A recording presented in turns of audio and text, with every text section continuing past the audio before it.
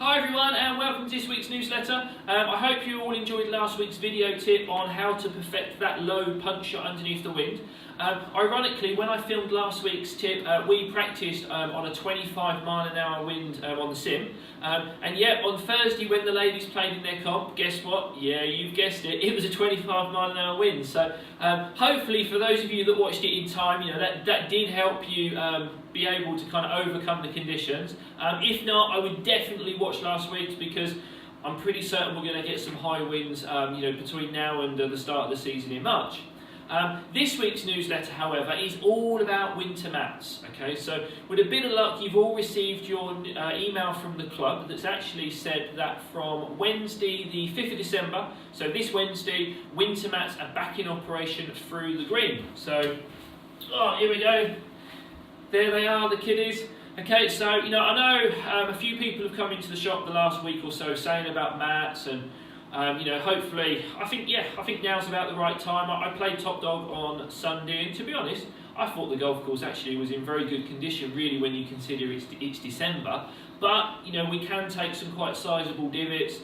As a couple of people have commented on to me that, we are getting some mud maybe left on the ball in the rough. So now's probably the right time to convert over to winter mats. So this year we're continuing again with the classic sort of AstroTurf sort of light bulb mat, as we call it, that St Andrews use. Or again, we've found some new sort of rocket light type launcher mats, as you can see there. So kind of little domed plastic mats. They actually look exactly the same as the rocket launchers that we've stocked in the past. These are just from a different supplier. So we've got a couple of variations for you, which again you can read about a little bit further down in the newsletter. But as I say, so today's tip really is all about trying to get the most out of using these, because if you use a mat and just do your normal technique, there's a high probability that the ball will go left. Okay, so let me show you one first of all. So. The reason we would expect it to go a little bit left is because, as you can kind of see from hopefully the video there, when you use a mat, it almost simulates a ball above your feet lie that we get out on the golf course. So when the ball's a little bit above the height of your feet, ordinarily we would expect the ball to go to the left. Now, if you kind of add a winter mat onto maybe the 16th hole, where already it's quite sort of above your feet, all it's going to do is make the golf ball go a lot further left. Now, also bearing in mind, you've raised the mat. So again, if golfers are quite shallow, so guys that kind of, or girls that get the club sort of bottoming out quite low to the ground and quite early, there's also a good chance they may catch the start of the mat on the way to the ball. So hopefully today we'll explain how to kind of overcome these problems. So I've got a 7-iron, the green's 170, so I'm just going to play it normally for me. And again, let's just try and see where this ball goes. There you go, so you can kind of see there that I've pulled it, so I've hit a bit of a pull draw. So the strike was good, the distance is pretty good, and that really is kind of what we would expect to see if we were playing ball above your feet normally. Okay, so we hadn't kind of made any adjustments or any compensations. So I hear you all saying that's great, Alex, but what do we need to do different? Well, let me show you. So put a ball on there. Just use a stick. So the reason ball above your feet normally goes a little bit left is it's easier for the heel of the club to sort of dig in a little bit and close the face.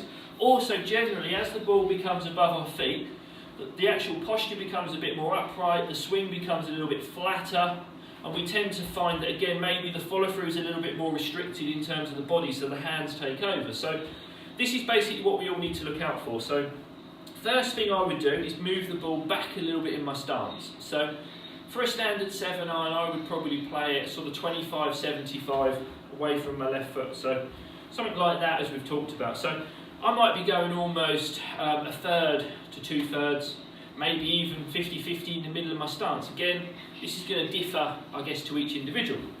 So I would move the ball back. Again, what I would do also to compensate is to move my weight forward. So I would try and have a little bit more weight on my front foot. So I would probably now be definitely aiming to be 60-40. So not OTT, but definitely dominantly on that front foot.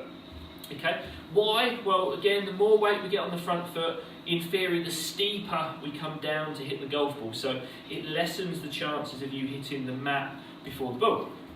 Okay, number 3, as we said, the ball's raised. So although it's only raised maybe ½ an inch at most, I would grip down the golf club. Okay, so I would be looking to grip down the golf club at least the depth of the mat, but probably I would say 1 inch. So for a normal shot, we should be roughly 2 fingers from the top of the club, okay, for a normal full swing. So I would probably be aiming to be maybe sort of 3 fingers from the end of the club. Again, this compensates, as we said, for the fact the ball's higher. We can then still get into our normal posture, so we're not having to sort of stand taller. That should then help you make your normal swing, and again, avoid everything getting a little bit flat and rounded. So as you can kind of see there, so I've got my ball back, I've got my weight forward, I've gripped down the club, and as we sort of spoke about again in previous newsletters, I would definitely be aiming to keep my hands forward, as you can see there.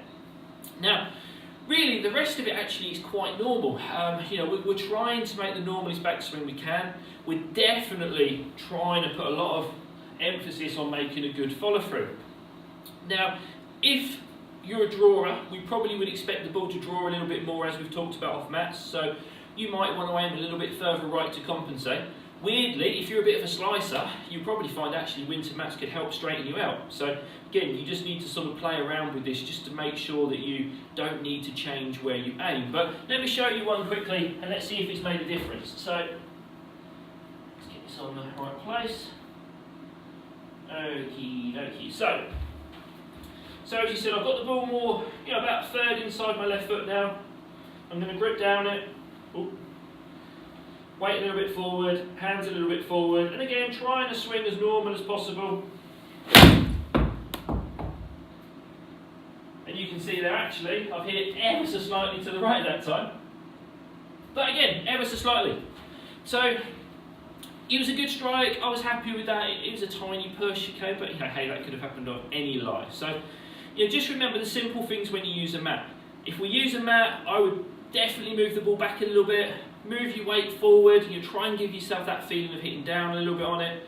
As you said, make the club fractionally shorter, and then again, try and keep those hands forward, and as we said, really try and feel that you're trying to hit. I would always aim for the front of the ball, as weird as it sounds, so I would deliberately try and look at the front. So, the club has to come through the back of the ball first, and then try and catch the front of the ball. Anyway, I hope that helps everyone. Give it a try. So remember, winter mats are in operation through the green, so everywhere on the golf course, excluding your hazards, from this Wednesday. Have a great week, everyone. Enjoy the rest of the read, and I'll see you next week. See you later.